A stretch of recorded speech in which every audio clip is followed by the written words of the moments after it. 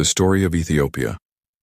The lion that never bowed in the highlands of East Africa, where the mountains kiss the skies and rivers run ancient paths, lies Ethiopia, a land of kings, prophecy, and unbroken pride.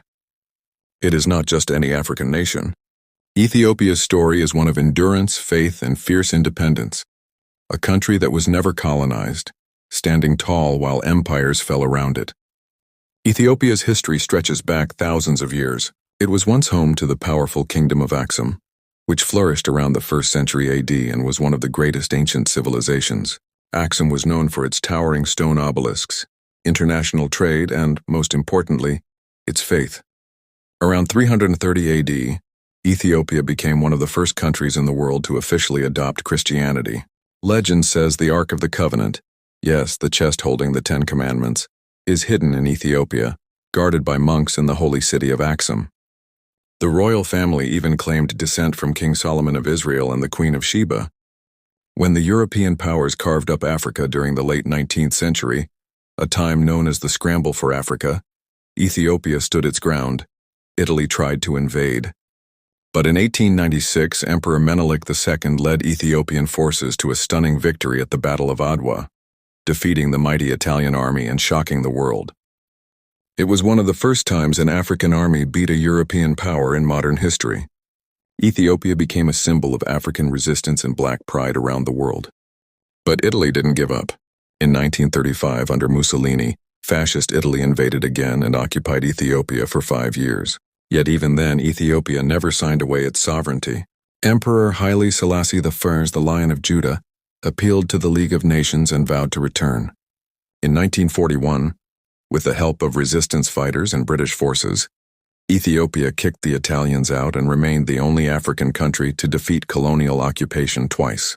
Haile Selassie ruled Ethiopia for decades and became one of the most influential figures in African and world politics. He modernized the country, built schools, established Ethiopia as a founding member of the United Nations, and became a symbol of Pan-African unity. To the Rastafarian movement in Jamaica and beyond, Haile Selassie was more than a king. He was the Messiah, a divine ruler sent by God. To Ethiopians, he was a father figure who helped them enter the modern era with dignity. But in 1974, amid economic struggles and protests, his reign ended with a coup, and a military regime known as the Derg took over. The years that followed were dark. Famine, war, and repression scarred the land. Despite its hardships, Ethiopia emerged from the shadows. Today, Ethiopia is a proud, multi-ethnic nation with a growing economy, breathtaking landscapes, and deep cultural roots.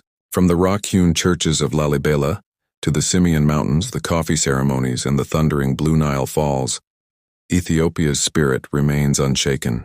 It is the only African country with its own script, Ge'ez, its own calendar, 7 years behind the Gregorian, and a language, Amharic, spoken by millions.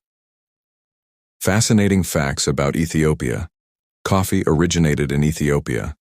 Legend says a goat herder named Kaldi noticed his goats were energetic after eating certain red berries. Ethiopia follows a 13-month calendar, 12 months of 30 days and 1 month with 5 or 6 days. That's why they say Ethiopia is 7 years behind the world. Lucy, the famous ancient human fossil over 3 million years old, was discovered here. Ethiopian Airlines is Africa's largest and most successful airline. Timket, the Epiphany celebration, involves a 3-day festival with processions, music, and ritual baptisms. The Ark of the Covenant, according to Ethiopian Orthodox tradition, resides in Aksum. Moral of the story: Ethiopia's story is a testament to Africa's strength and sovereignty. Through faith, culture, and courage, it preserved its identity when others lost theirs. It reminds us that no matter how strong the enemy, a nation rooted in its values can never truly be conquered. Ethiopia is not just a country, it is a legacy,